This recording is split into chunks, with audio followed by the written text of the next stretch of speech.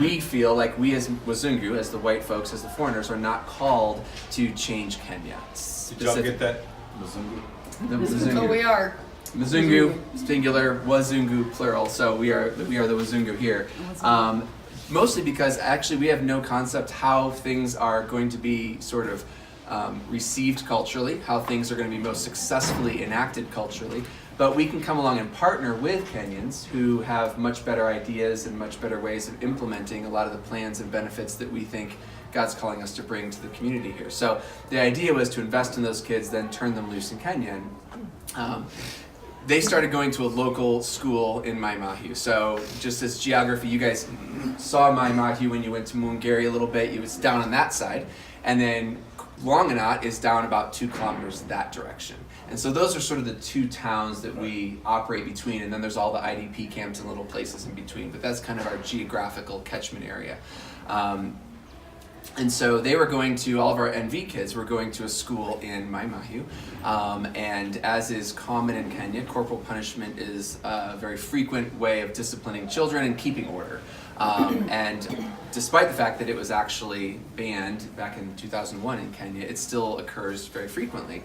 And that can be a whole rabbit trail on itself. But all that to say, with our kids having suffered through some early childhood traumas, they weren't really receiving the care and the emotional support that they needed because of some of those things going on at the school. And so we felt at first, well, let's bring those kids back. We have 5 or 6 of them. We need to homeschool them and get them on track and make sure that we're really doing what they need.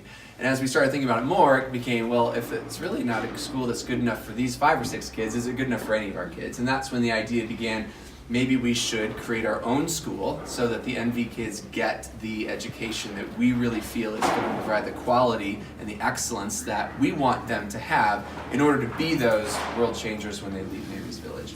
And so that began Cornerstone, which at that point as well was only a dream of a school for the NV kids.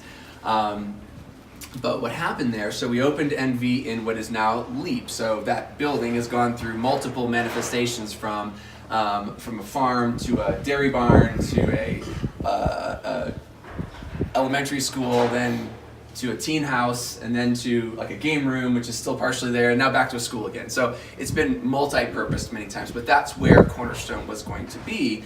And it was the first year. So we got some teachers, brought them in, began classes.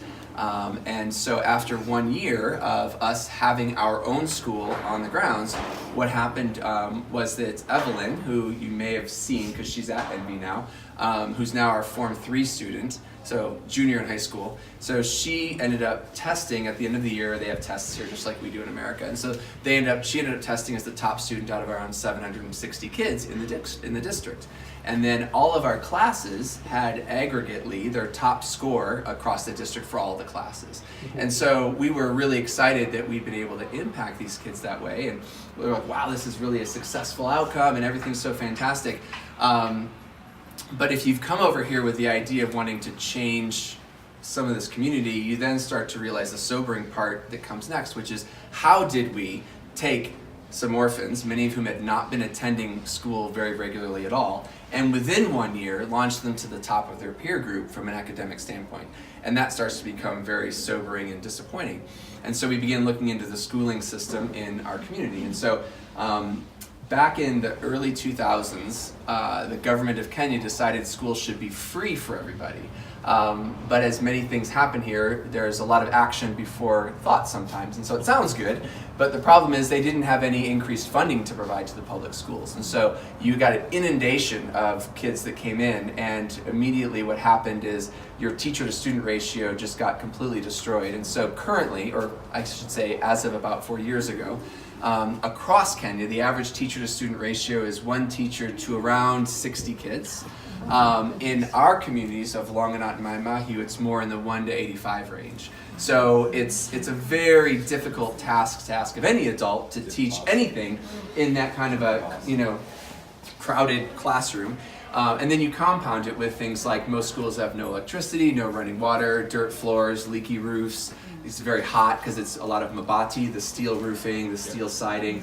So the conditions as well become very difficult to teach even a small group of kids in. And so that really, all of that put together is what creates an academic system that while the material is not necessarily bad, the teaching protocol becomes one of sort of rote memorization. So it's, if you got 60 kids, you're trying to teach 2 plus 2, it's pretty much teacher on the board, 2 plus 2, everybody says 4. And so that's how education is from start to finish, meaning it's all about a lot of memorization of facts and figures, and really never a chance to be individual, to be unique, to go ahead and problem solve and learn creative skills.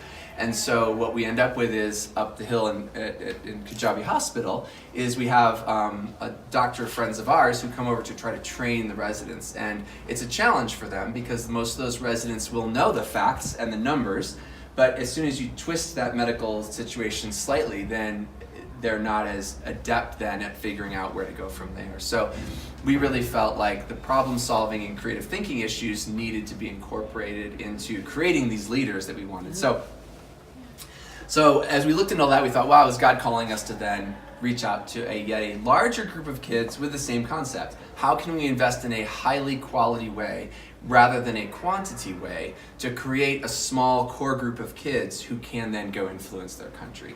And it's kind of at this point where my one soapbox sort of message of the whole meeting remains the same over the years, is that whatever God's calling you to, I think it's important to stay true to that mission specifically, because there's been so many well-intentioned organizations, individuals that try to go solve a problem or try to go help, and it's so easy to get sidetracked by all the little problems.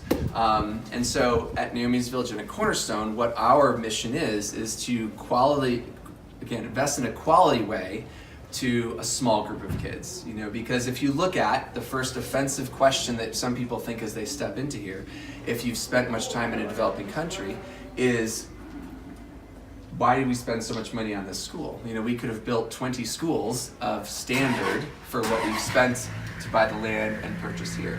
And we could be distracted by trying to educate 10,000 kids part of the way instead of educating 1,000 kids with a very high quality, excellent education. And one of the things that looks like here is providing the environment that demonstrates that quality and excellence can be part of everything that you do. It isn't just set aside for the wealthy people or the folks in Nairobi or somebody who's an exception. That excellence and having straight doors and having clean floors and doing all these things is part of embracing that excellence in everything that you do in your life. And so that is staying true to our mission. I have a friend up at Rift Valley Academy who I love to get together with and spend time with. His mission, his goal, his mission's purpose is to provide lunch for thousands of kids across Kenya. So they have a lunch program. He comes down, he has about 35 schools in the area down here that they provide corn and beans for lunch. And these are children coming from areas that they wake up in the morning, they'd have a cup of tea, probably no lunch, a very minimal dinner, and many of those kids through malnutrition would die of early disease or curable problems, but they're just not getting fed. And so their mission is to make sure that in 10 years there's thousands of kids alive who would not have been otherwise. If they get distracted by trying to invest highly into one of those 35 schools, they're going to miss their mission of the other 34 schools. And likewise with us. And that's kind of one of our hard things is as we started the school and every day in a sense that we show up and go out to the community, there's always decisions we're having to make about who we're not helping. And there's way more that we can't help than we can. But if we allow ourselves to be distracted by all of the need and the massive poverty in the area, we're not going to do anybody any good. And so as we go through the tour, as we go through the discussion of what we're trying to do here, you'll see that there are some decisions that we make that are driven by that purpose and that goal that may not seem fair and may not seem like it's as caring as you might want to be if you're a bleeding heart, compassionate person like some of us are.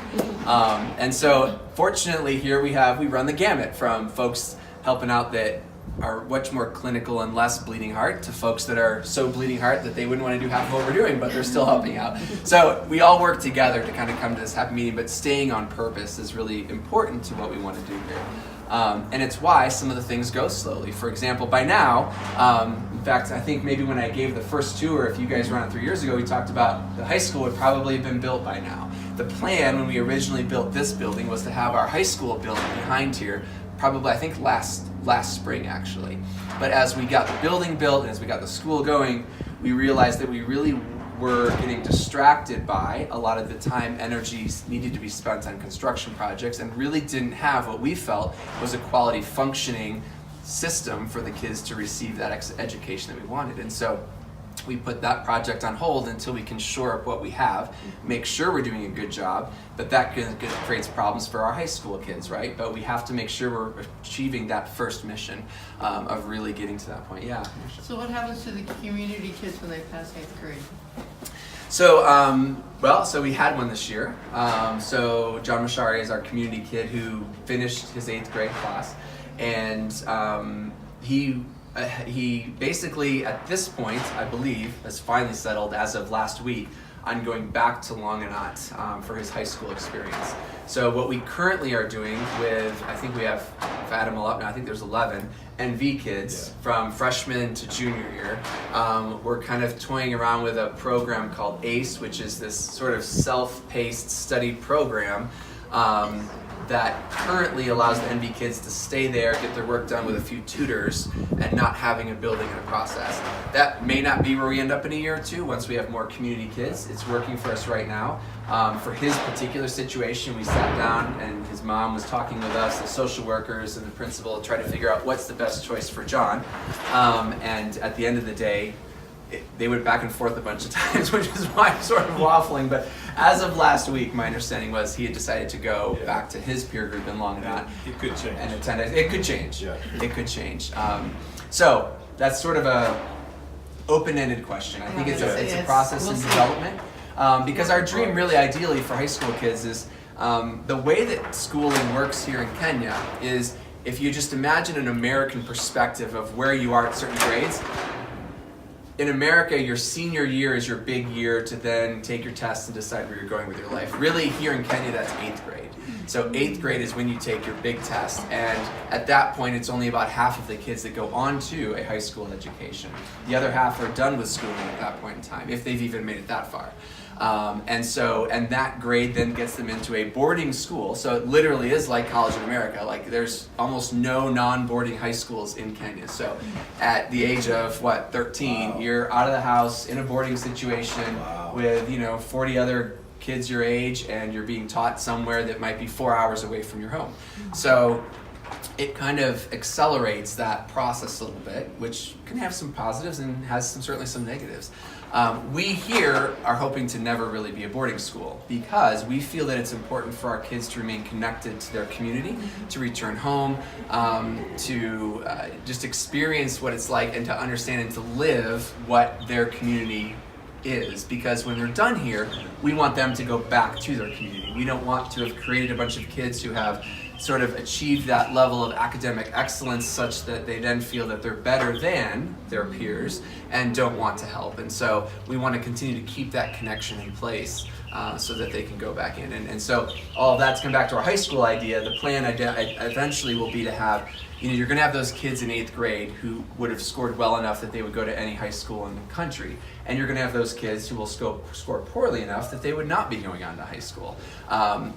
We are going to be committed to keeping all of those kids all the way through high school. But it's not going to help, little Mary, if she scored really poorly on her 8th grade test, if we then force her through the academic rigors of a 4-year high school program and she's done with no hope of ever taking another academic step for her, really.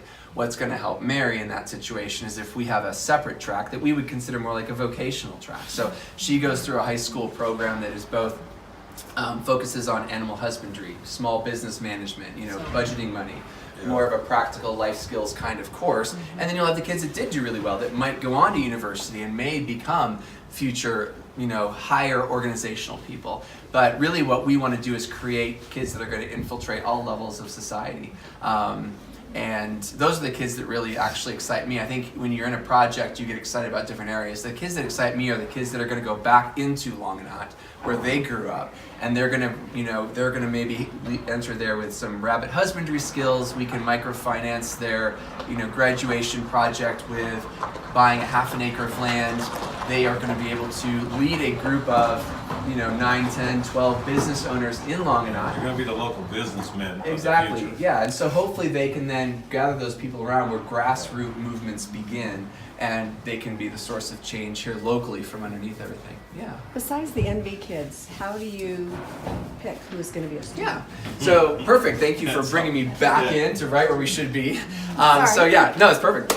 So basically, we pick our kids from an area that began when we started Cornerstone, and I neglected. So that was January of 2016 was our first class that opened to the community.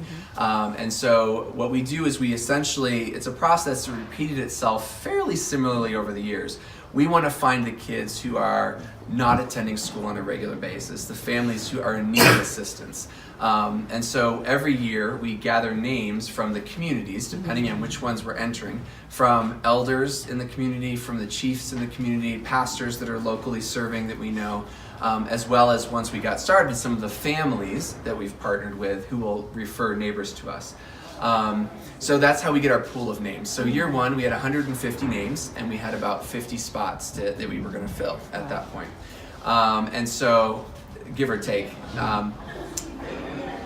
So we had those names, and but we had set up other criteria for our kids. In other words, we wanted to make sure that those families actually were in a poverty situation. We can't really just take word of mouth here, because it's the Friends Family Plan in Kenya, right? Is kind of how things happen. So every year we have a poverty assessment. So we have a questionnaire that has 12 or 15 different areas of evaluation. Our social workers and some teachers and our principal and nurses will go out in teams to the community. We visit each and every one of those homes. And it's a non-opinionated questionnaire that goes through, and at the end of the day, they have a score that's tallied up. And we can say, okay, above this score, you are affected by poverty enough that you will qualify for consideration at Cornerstone. If you don't have these many things wrong in your household and your family situation, then you're doing well enough that we don't need to help you. In a sense. If all of us were to walk right now to any of the homes we went and visited, we would all say they qualify from the eye test. Yes. And so we're talking about levels of poverty, essentially. And we're trying to intervene at the very bottom of that level right now, and how can we get those families and kids out of the bottom and up to where they need to go. So we did that, and that got us down to about 75 to 80 names off that list. So there was a lot of kids that were eliminated based on the fact that they had too much, and what having too much means, or had enough, or comparison wise. The questions were like, how many biological parents do you live with? How many children sleep in a bed? How many animals and livestock are on the area? Do they rent? Do they own? What's the education level of their parents? All of those sorts of things would carry numerical values with them to then be, non-emotionally evaluated. So we had our group of 80 kids. Then we had one more hurdle to overcome, because we have this whole group of Naomi's Village kids that's doing pretty well in their schooling at the moment, and we're going to be bringing in and integrating, right, a bunch of community kids that we don't really know where they are. And again, being committed to providing that quality environment and education for the kids that we certainly already have, we couldn't bring in a third grader who's functioning at a kindergarten level. We didn't have the teaching staff or the assistants to be able to help that child succeed in an environment that wouldn't be a detriment to everybody else. And so we put together an academic assessment that's used by the educational organizations here in Kenya. And we ran everybody through the academic assessment, saying, okay, this is the minimum amount of educational stature, if you will, or information you have to enter into the class. And I say that with the qualification that it was very, very, very, very, very low. The equivalent, I would say, is the US standardized tests. You get your little percentile rankings. We're really looking for kids that were above the 10th percentile. So it's, we really literally were saying, you're a 14-year-old child that can't read. Hopefully someday we'll have a program for you, but right now we don't. And by trying to help you, we're going to lose with the 15 kids that are in that class. And so these kids had to kind of have some academic involvement that was going to allow them to integrate into our classes. Okay, so we had at that point 8th grade through kindergarten. So as you can imagine, what happens there is the younger the child, the more raw they are, the more able to mold that child you are, the less far behind they've gotten, right? And so this is where I think, to me, one of the very first tests of staying on mission came, because now it's becoming personal. We've gone out to the community, we've visited with these families, and so we go out to the Jaguna family, and they have a 6th grade boy, and they have a 4th grade girl, and they have a kindergarten girl, and then they've got a baby at home, and they've qualified on their poverty assessment. And those 3 older kids come in, they take the academic assessment, and what happens in many of those families is the only child to qualify to come into Cornerstone is the kindergartner. And the 4th grader and the 6th grader are just too far behind to enter into the system that we currently have. And so we have to return to that family and say, good news, bad news, right? We're taking your kindergartner, she's able to come in, but the 2 older kids are gonna have to remain going to the school that they currently have. And that's fine. We've outlined all the problems with that, but it's not that they're being completely ignored. And we knew that, yeah. So how is that received by the parents when you give them the good news, bad news? Well, as you can imagine, it's variable, right? It's going to be variable, just like it would be in the U.S. I'd say most of them are pretty happy about it, meaning they're just happy to get the little bit that they can, that they're not going to fuss too much about the rest of it. And that's kind of a historical perspective that would say, if you have, so for example, one of the reasons people have so many large families here is because they know that the mortality rate's fairly high, and that's your retirement plan. Like, you're not saving. What you do when you're 70 is you have kids who are taking care of you. And if you only had 2 kids and one of them died and one of them isn't doing very well, you don't have a retirement plan. And so that mentality kind of gets negative. So if you're fortunate enough to have one child who's been selected to do something great, then that one child is kind of then expected to provide for the rest of the family and the siblings. It's very common for a family that's just above the poverty line for the older sibling to go through school, high school, enter university, and either before they're done or when they're done, they're already starting to pay school fees for their siblings. And when I say school fees, it reminds me that I never really went back to schooling becoming free. So when schooling became free, the problem is that schools were inundated, and then all of a sudden these other fees came up, right? So now the schools charge for book fees and desk fees and all these other sorts of things. And so now in this area, it costs around, including your uniform, you're required to buy the uniform and the shoes and the books and then the schooling. It's around $100 a year, which doesn't sound like a whole lot. You're talking, it's in terms, so it's 3 sections that you have to pay that out over. So $30, $33, right, each term. But when you're talking the education level of our parents in this area, and most of them didn't get through class 8 or 8th grade, they're doing what we call kibarua work, which is casual labor, right? And so casual labor, you might get 2 or 3 days of work a week, and when you get it, you're making about $2 a day. And so you're talking $6 a week, $24 a month. You have 3 kids, you're trying to rent a place that's a 10 meter by 10 meter concrete little room and in a little run of these buildings, and it's costing you $10 to $15 a month. Very quickly, the math doesn't add up, and so that's why a lot of our kids are not attending school on a regular basis, because they go. Yeah. How much does Cornerstone charge? So we charge Cornerstone kids $250. I'm having trouble with that transition. Yes. Early on, I couldn't say the shilling amount. Now I can't say the dollar amount. So it's $2.50 for the first child per month. But that includes, that's everything, including what we'll get to as we go through all the care that we provide for them. The second child, I believe we've got down to $1.50, and then the third child's $1 a month. And that was one of those bleeding heart things that came around, that fortunately what we do when we make all these decisions is it's never a bunch of Wazungu and it's never a bunch of Kenyans. All of our committees are made up of both Wazungu and Kenyans. And so I was on that committee that was formulating some of our school policies. And I was like, what? Like, we got free school for these guys?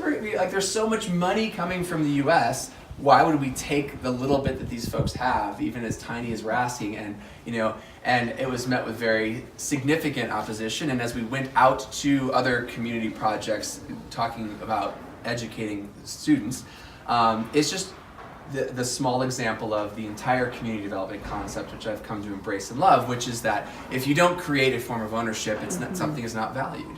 And so that small amount is kind of what our Kenyan staff came up with, that they felt, having been in the community, was going to be an affordable amount that would also provide that ability and sense of ownership. And so the funny thing is, so the first year, we were kind of slow in developing that, and so there actually weren't any fees the first year.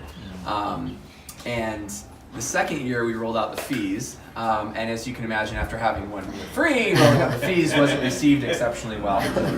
And so we came to a point where you keep letting everybody slide, paying little by little, but at the end of the year we had probably 30 parents and kids, or 30 kids who were just significantly behind in their payment. And so we decided that we had to kind of make a statement, and we're just going to be behind the 8 ball the whole way. So day one of that next year, buses go out. They have lists of kids who have paid, lists of kids who haven't. If they haven't paid, they don't get on the bus.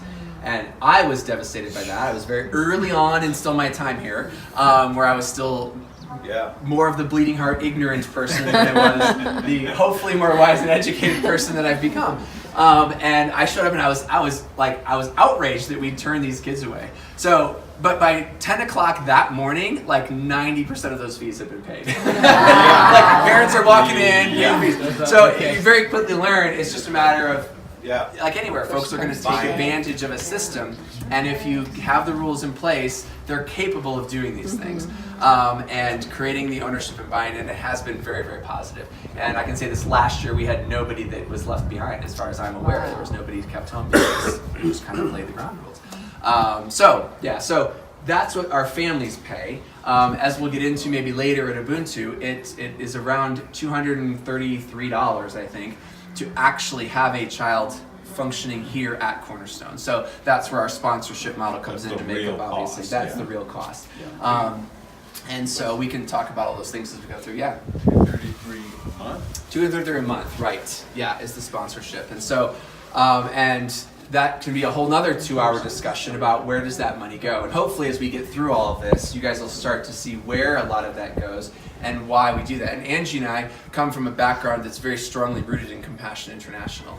And so I say that because if any of you have sponsored Compassion International kids, it's like $38 a month, and supposedly they're receiving all these good things. And we love Compassion, actually. I think they're one of the best organizations doing fantastic work everywhere. But their mission and goal is very, very different than our mission and goal. Right. And the funding that they collect achieves very, very, very different things that isn't always as obvious as you'd want it to be, even to us as advocates for that organization. We still refer folks to Compassion. I think they do a fantastic job, but you're saying $38 versus $233, like how does that happen? And there's a lot of reasons for that. And again, as we get through, as questions come up, feel free to talk to us about it if you have any desire or interest in where that comes from. But hopefully as we go through, you'll see some.